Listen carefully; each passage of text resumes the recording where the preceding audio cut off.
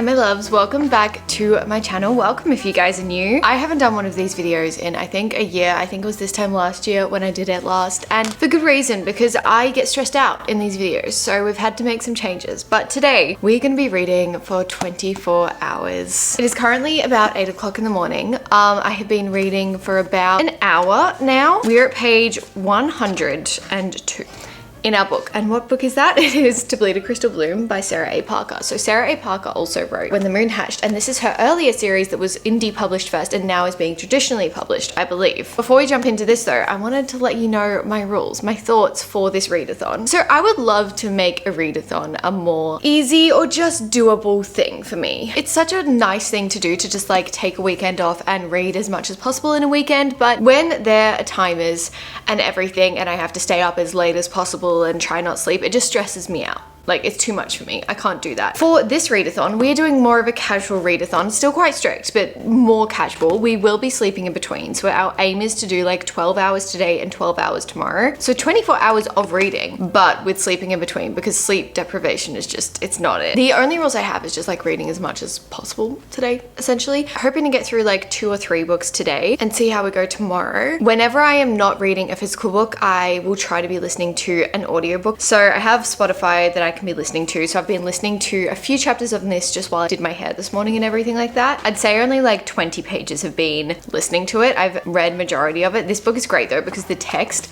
is so big and the chapters are so short. It's a really great book to start with. It's so easy to read. Also, something about me is I can't sit down for like 12 hours straight and just read. Like, my mind cannot do that. I will get distracted. I will need to do things. So to break it up a little bit, we're still going to be doing like key moments in my routine that I like to keep. So we're about to go on a morning walk. I have my coffee here in a keep cup. We are about to go. And on that morning walk, I will just be listening to a book the entire time instead of listening to music or calling someone or whatever like I usually do. I'll just be listening to an audiobook. So we're still technically reading, if you will. And then when I get back, I'll just keep reading. But yeah, I just think going for like small walks, I'll take Maisie for a walk a little later and again, still be listening to a book when I do that. Going for like walks and breaking up the day a little bit. Maybe I'll do some journaling or drawing whilst I listen to an audiobook as well later in the day. I think that'll help my overall progression, because sometimes I can't do one thing for like 3 hours at a time. I can do it for a few, but then it gets a little much and my brain gets a little tired of doing it and a little bored. So to prevent that, I'm hoping that audiobooks will help. I didn't do this in my last one, so hopefully this will help. And if it does, we can keep this as a like regular thing. Well, I don't know about regular, but like we can do it more than once a year.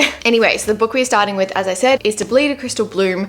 This is actually a Rapunzel retelling, and I haven't read many retellings, to be honest, like fantasy retellings. I don't usually read them, so I was very intrigued by this one. Basically, we are following Orlaith. There are definitely similarities to Rapunzel in the sense that she was kind of taken as an infant, but that was because her parents had died and she had survived this really brutal attack. However, the reason she was taken and put into like captivity, I guess, and like kept away from the world is because she has like this magical ability, and her blood serves as like an extreme power or something, or youth. I'm not exactly sure what it does yet, but her blood is magical. By like getting a prick on her finger and somebody else taking it, like they get that magic. So the person who saves her, Royden, I think you pronounce it, he basically takes advantage of that power, and that's the reason he's keeping her captive. So she is in a tower like in Rapunzel, but she has a little bit more freedom than that. She is allowed to go with Royden to wherever. She doesn't usually choose to because she doesn't like him very much, but she is allowed to go with him. She's allowed to go within the castle grounds. So we have a little map here, and she can kind of go within all of these grounds. This is her tower, obviously. So she has a little bit of free reign, but you know, she's still technically held captive in this tower. Not that she really knows that. She just thinks she's behind here to keep her safe from all the monsters out in the real world. Very early days, obviously. We are only 100 pages in. Made a little dent, but yeah, I'm going to continue listening to it on my walk this morning, and then we'll come back and read.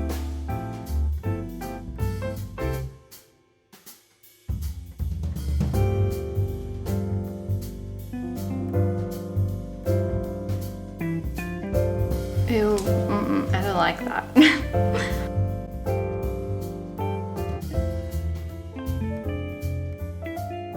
okay, 150 pages in, so a little bit of a dent. I ended up taking Maze for a walk straight away because Austin wanted to come for one, so we went for a little mini walk. So it's about 10 o'clock now, so from the rest of the day, the great thing is I just get to read, and I'm very much like in the mood to read now, so hopefully that continues. I will say I'm enjoying it, okay? Like I'm enjoying it. I don't know, I would say I'm having the best time, but I'm not like over here thinking, oh, do I DNF? It's not bad by any means. I don't know, the romance is not what I really expected. I didn't expect it to be between these two characters. I feel like it was definitely suggested, but I was like, no, surely there's another love interest. And look, there might be. Like there truly might be, but there's a massive age gap, and I know that that doesn't necessarily mean too much in fantasy worlds because like some people are immortal and stuff. I don't really know if that's the case for these people, but maybe. Yeah, there's just like a weird vibe for the romance. I will say the world is kind of fun. Like we definitely there's like a character called Kai, and I think in my mind he's like a merman kind of thing. Like he has a tail, so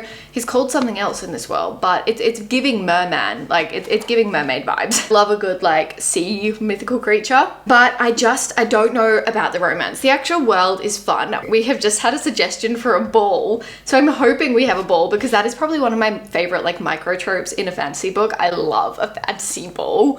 They're so fun. It's probably just like my inner princess vibe coming out. I want to know when this was written first because it's very much giving, oh, maybe 2021.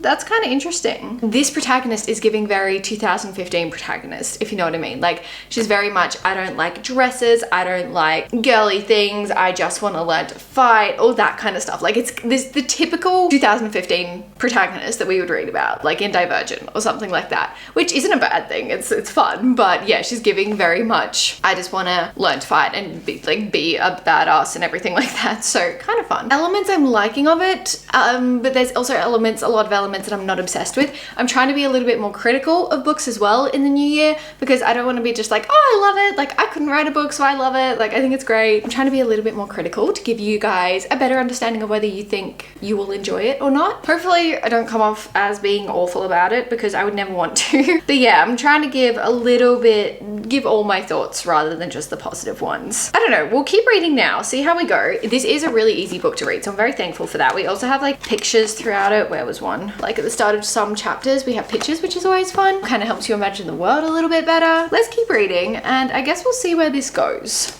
Oh my god. Okay. I'm not sure I'm enjoying this anymore. I really am not sure. We're at page 252. I'm like halfway through. Guys, this is definitely, I would say, like a dark romance. I'm not one to say no to like a spicy romance. Like if it's done well, there is no plot so far. So far, the biggest thing that has happened to her is she's gotten her period. I'm really confused because like When the Moon Hatched is one of my favorite fantasy romances I've read. I thought it was beautiful. This is intense. It's not exactly what I was expecting it was. There's not even that much smut so far. It's just like the possessiveness of our main male love interest, and there's multiple love interests. Well, two. It's like a love triangle type situation. I'm just really surprised. I was expecting a really heavy plot because When the Moon Hatched, I loved it for that reason. There was such a strong plot as well as having a great line of romance, but this is just angstiness between the main protagonists. And I feel like it's probably just because I don't love the main love interest. Like the girl I feel like is fine. She's not really bugging me. I don't think she's got that much depth to her, but it's fine. But the guy, I don't like the way he's treating her. I've never been one for like a possessive bully kind of vibe. I can love the like you're mine trope, but this is not doing it for me. I can't with the possessiveness. I am not one to DNF though, so I'm gonna keep pushing through unless it gets like really bad. But I do feel like we're only halfway through. Like surely there'll be a bit of a like big plot thing happen. Yeah, hopefully we get to that soon because that would be great. Also, this is the start of a series. There is how many books? There are 3 books in the series, so it's a trilogy. I don't know if it's getting continued or if that's a completed trilogy. I'm not sure. I probably should just DNF, but I am way too like, I can't, guys.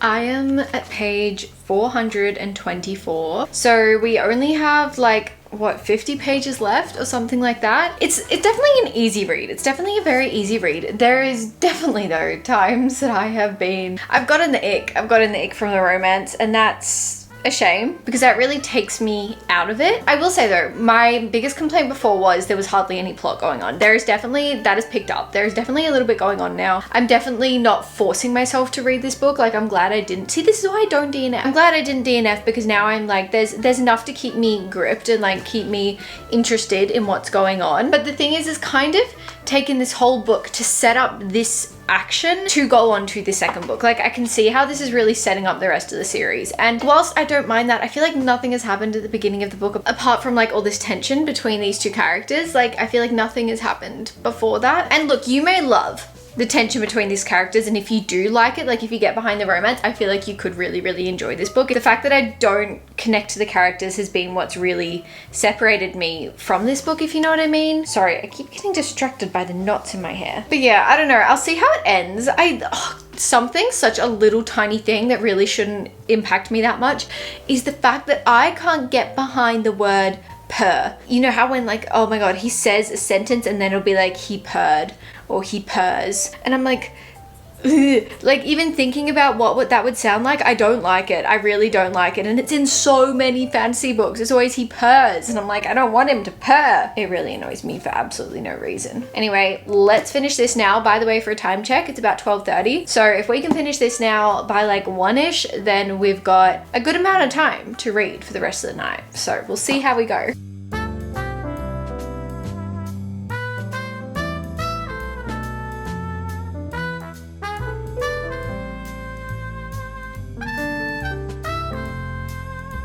First book is officially done for this readathon.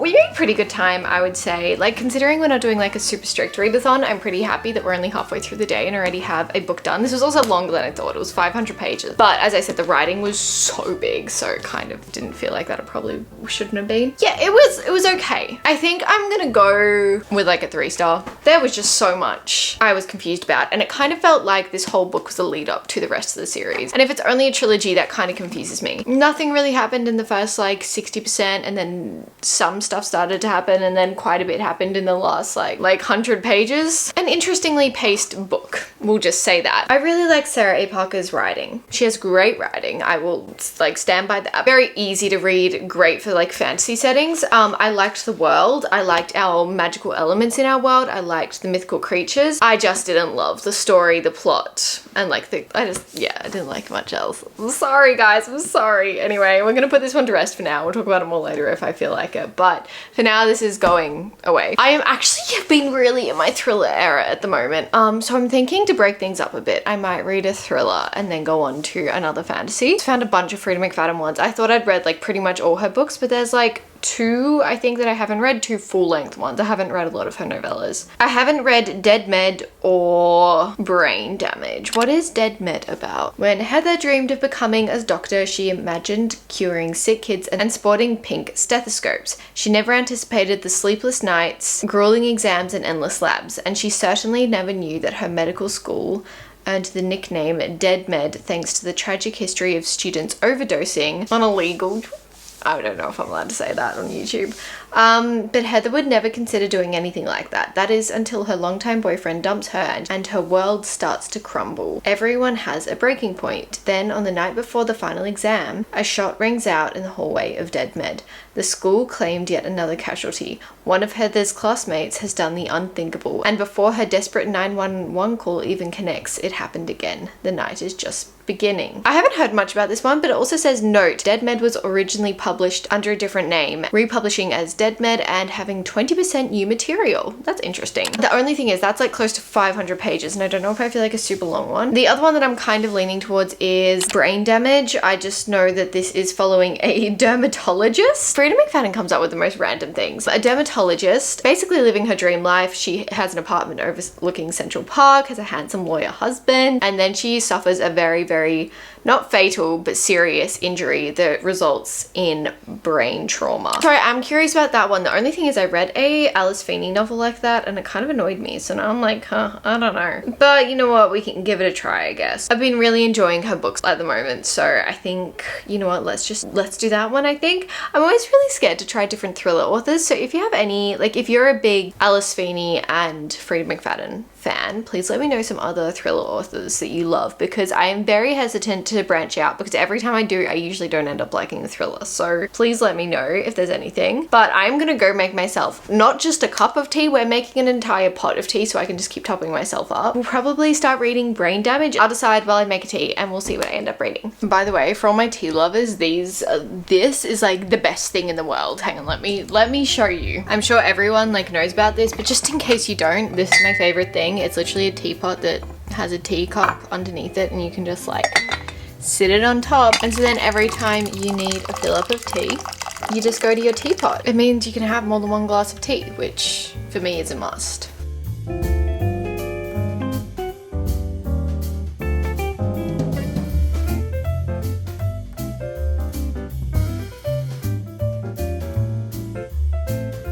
When I tell you, Freida McFadden is literally the most addictive author. I don't know what it is about her thriller writing, but anything she writes, I read so quickly. Like, we are already 30% through this. It's getting close to 4 o'clock now. I did have a little yoga break. I did half an hour of yoga because my brain was just, it wasn't cooperating. So I was like, you know what, let's do some yoga. That helped. So since then, I've pretty much read, I only read like 5% before that, and I have read, yeah, basically 30% of Brain Damage. I ended up going with Brain Damage. I was like, every time I don't want to read a Freida McFadden book, it's usually because I'm like, oh, the premise doesn't sound amazing. And then I pick it up and I usually am addicted to it. Like, the books that I've read that I don't like by her are usually ones that I was most excited about. As I said in the blurb, we are following our protagonist, Charlotte, and it is a before and after POV, basically. So we are from her perspective. We have flashbacks to the before life, before she got shot, where she is a dermatologist, she has different clients, putting in some feelers for potential suspects. She has no idea who's done this. And then we have after, and she starts off basically in this coma where her brain is awake, but her brain can't remember anything, and she's trying to tell the doctors that she's alive. Like, don't pull the plug. She starts like moving her eyes and things like that to tell them. So I'm having a fun time. So easy to read. I think we'll easily finish this afternoon, because yeah, as I said, it's almost 4, and then we can start another book towards the end. I don't know. Freida McFadden is so good at like putting obvious red herrings in a mystery book. Like, you're like, yeah, no, I feel like it's this person, it's definitely this person, and then 99% of the time it isn't that person. I get so confused. So I have no idea who the suspect is at the moment. No idea where it's going to go, but I think we'll just keep reading at the moment. I don't have too much to report, to be honest. I'll just keep reading and see how it goes.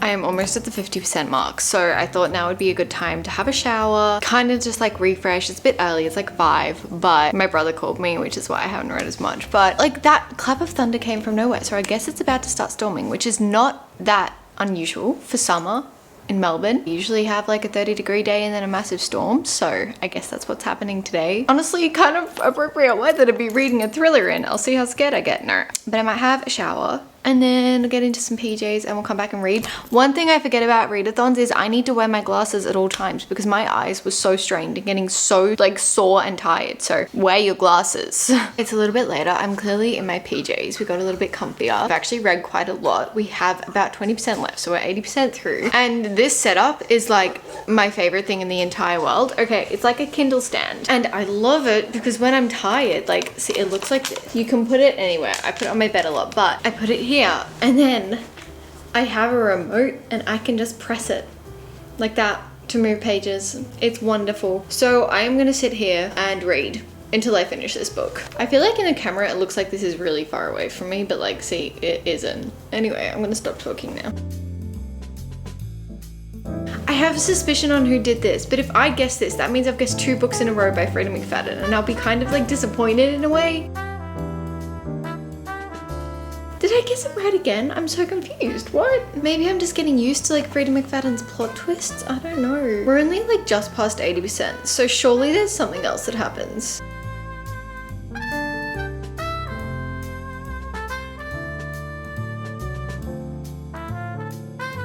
Why do I feel like I'm reading a romance story? What?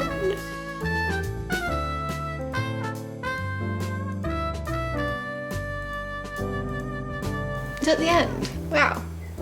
Okay, I mean, we'll rate it, I guess. Look, I'm a little bit confused because I feel like Freida McFadden book usually has so many plot twists. But in a way, it was almost like a romance book. I don't know if I want to like fault it because I actually had a good time. It was easy to read, but the plot twist, it just wasn't that like crazy for a Freida McFadden book. It's still good, like so easy to read, but I'm so confused. I mean, it was fine. I probably wouldn't say it's like the best Freida McFadden book I've read. I liked The Perfect Son more, which I read recently. But I mean, I guess it was still fun. I feel like I'm not as mad about it because the ending was like kind of wholesome, so I'm not that sad about it. I don't know, it's kind of a nice change to have not like this ominous ending or an ending that yours is like left to interpretation. Like this was a pretty slam dunk kind of ending. So I mean, I guess it's good. There was parts where I was getting so irritated at particular characters. I was like, absolutely not. Just the way our main protagonist was getting manipulated and you as the reader could see it, but she couldn't see it. I was like, oh my God, it was so painful to read. But that is our second book done.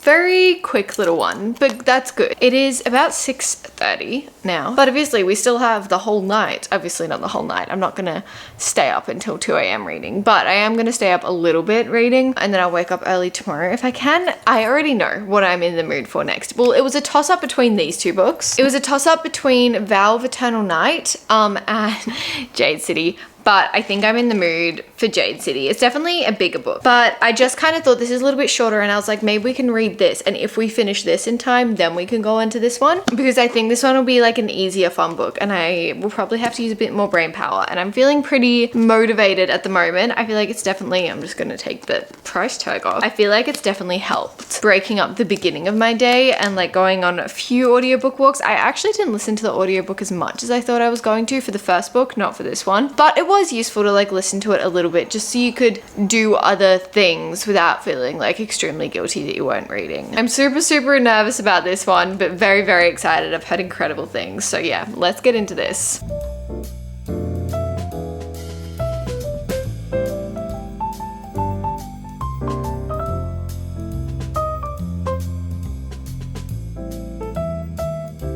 I'm having a very hard time understanding this world. If I'm gonna be honest, my brain is starting to get burnout, so I don't know how much we will get read tonight, but we'll lock in tomorrow, okay? I promise we will. It's based on like some of the best classic Hong Kong gangster films, so it's kind of like crime and stuff, and like there's guns and everything, except we've also got a magical world. It's a lot to get my head around.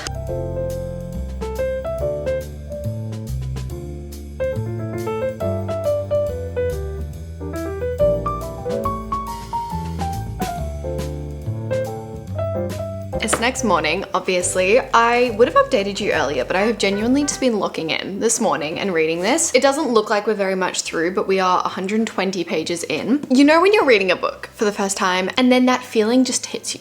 Like it's a feeling that you're like, oh my God, I have just found a new favorite fantasy world.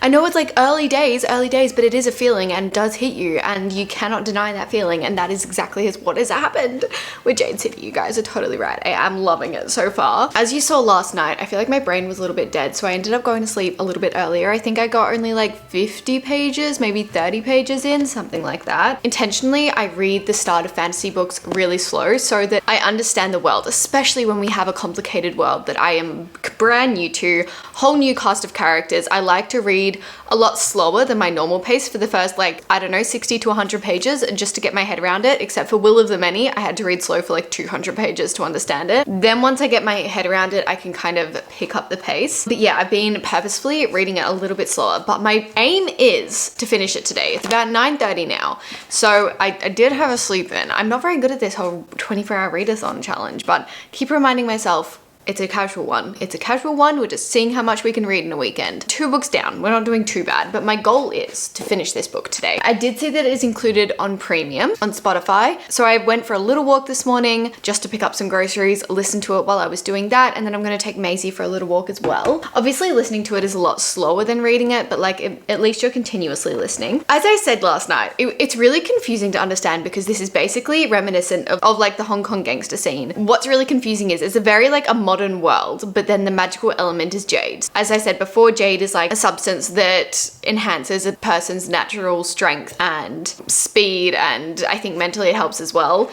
From what I've picked up as well with jade, you can sense people's auras, so you can like get an understanding of their sense of self or their personality from just being near them. So it gives you those kind of abilities as well. It seems really, really cool. And so far I've just been trying to remember all of our characters, get my head around our cast, because as I said, brand new cast of characters, and I'm starting to get my head around it. From what I can understand, there are two very powerful families in this world that kind of rule over or have like a very strong presence politically in Janloon, which is the city we are set in. Janloon, from what I can gather as well, is also one of the only cities in the world that has jade. We've got some really interesting characters. They are all very different at the moment, which I really, really like. So we kind of are focusing on one family in particular, and it's really interesting because like I feel like the brothers and everything and like all the siblings are very, very different, and I really like that dynamic. This writing is wonderful. Whilst it is quite a complicated world, or just a kind of confusing world to get your head around, once you have your head around it, it's so good. I am loving it so much. So I think I'll be easily able to just dive into this for the rest of the day because I'm so hooked on it. So yeah, as I said, 120 pages in, chapter 14. We're gonna keep reading. I might go for a walk soon,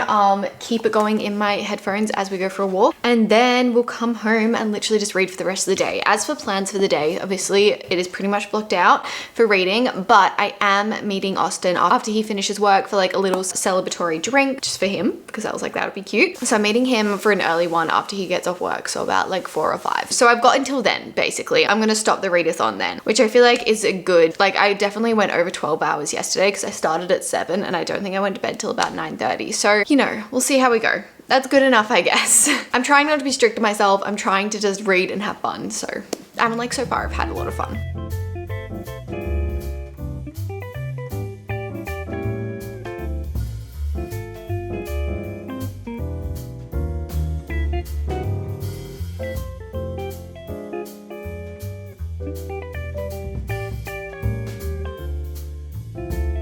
We're at page 250, so we're about halfway through now. Oh my god, guys, I am obsessed. I am so obsessed. First of all, this book is so high action. Like, there has not been a dull moment so far, and I feel like usually at the beginning of a high fantasy book, well, I don't know, would you call this high fantasy? I'm not sure, but there is usually a lot of dull moments that you have to push past to get to the action, but this has been like full-on action since the beginning. It's definitely taking me a little bit longer to read than like previous books, but that's okay. Your reading pace will depend on what you're reading, and I'm trying to like slow down and appreciate books more as well. Consciously slow down, because I find if I read them too quickly, I'll enjoy it in the moment and then I'll forget the plot really easily. The audiobook for this is really good, by the way, on Spotify. I really like the narrator. He does a really great selection of voices, like when he's narrating for different characters. It's giving like, if you like Six of Crows, you'll like this. Like all that crime, gang, dark atmosphere, it's giving that. It also has like this sense of just high stakes all the time, and you're just never sure if your characters are safe, to be honest, because there is just this sense of like intensity over the situation, over just lives in general, I guess, because they're literally crime lords. Or not crime lords, like higher up gangs. I don't know how you would describe it, to be honest. There's a few characters that I'm really loving, and then I want to give him like a big hug.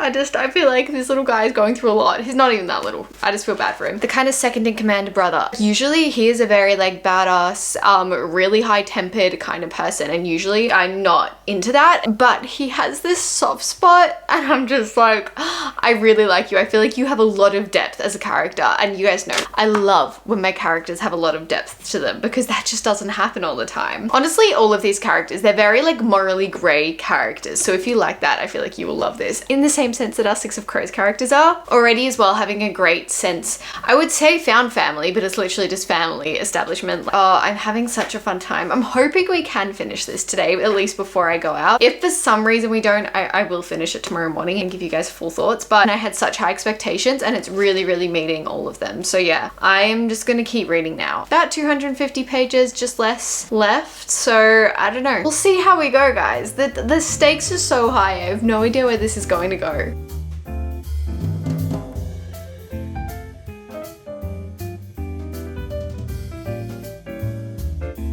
Huh?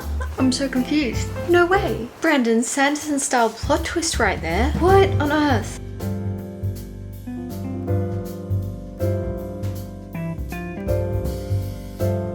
Okay, you know how I said things were intense before? I lied. They just got so much more intense. This is way more than I ever could have thought possible.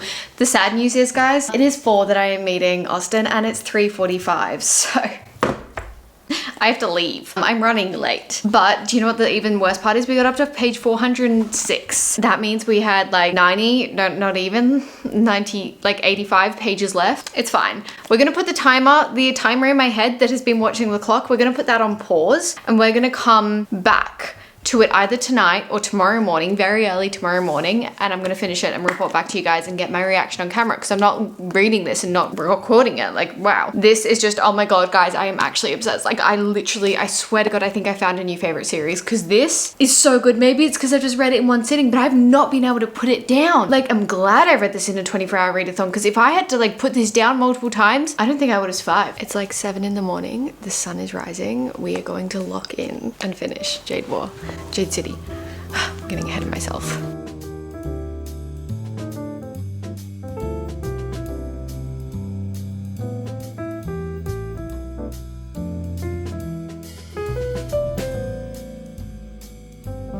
I don't think I've read a book with this high stakes in a long time.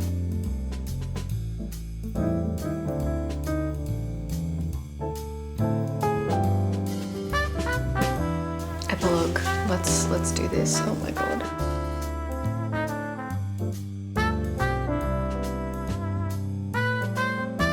This was truly one of the best first books I have read in a trilogy in such a long time. This was like the most high stakes book I have read. There was not a moment where you thought you were safe. There was not a moment where you could sit down and be like, yeah, I'm okay. Like, absolutely not. It was such high stakes the entire time, and I loved that. I loved every single second of it. I love Fondalee's writing. So much of me wants to go on to Jade War for my next read. We have just finished Jade City.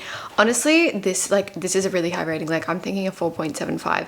I don't think it was quite a 5-star read. It just didn't give me the feeling, but like, it was so good. Like, it was so good, and I have like 100% guarantee that a book in this series is going to be a 5-star read. I know that the series gets really good as well. I've seen the average ratings on Goodreads be like incredibly high, and I cannot recommend this enough. This was so good. It felt so different to anything I've read before. The fact that we were set in like a modern crime kind of world, but then had like this magical element of Jade, that was like a whole setting I never even thought about and never ever read about. So I loved that element. I love Shay. She is hands down my favorite character in this series, or in this book. I haven't read the series, but oh my gosh, she is so cool. I love her so much. There were some really big twists and turns in this as well that I really didn't see coming, and I've got a feeling that that's going to keep happening throughout the rest of the series. But as of now, this was incredible, and I know that this was a kind of weird 24-hour readathon, but like, it's a Monday morning, it's very early on a Monday morning, so I just put it on pause and kept going.